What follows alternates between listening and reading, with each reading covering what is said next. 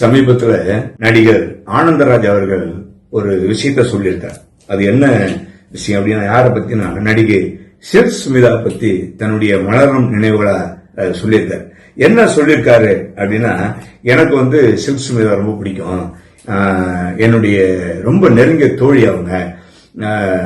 அவங்களுக்கு அவங்க ஒரு படத்தில் நடிக்கிறாங்க, இன்னொரு படம் வரணும் அப்படின்னா அவங்களுக்கு கால்ஷீட் இல்லை அப்படின்னா அந்த படப்பிடிப்பு தொடங்கினா கூட நிறுத்திடுவாங்க. ஏன்னா அந்த அம்மா கால்ஷீட் டிலே ஆகுதுன்றனால தள்ளி போட்டுருவாங்க. அந்த அளவுக்கு பிஸியா உள்ள நடிகை அவங்க. தெலுங்கு, கன்னடம், மலையாளம், தமிழ் எல்லா கூட ஒரு 450 படங்கள் நடிச்சிருக்காங்க. ஆனா அவங்க 1996 இறந்து போயிட்டாங்க. அப்போ என்னைக்கு இறக்குறாங்களோ அதுக்கு அடுத்த நாள் நாங்க 2 பேரும் சேர்ந்து ஒரு பாடல் காட்சி எடுக்கிறதா ஒரு படத்துல இருந்துச்சு. அது நடிக்க முடியாது போச்சு.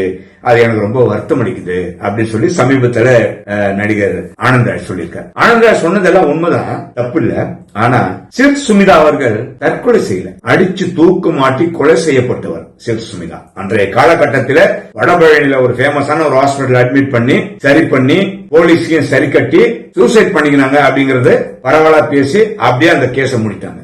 ஆனா சில்க் ஸ்மிதா அநியாயமாக கொல்லப்பட்டார் என்பதுதான் உண்மை.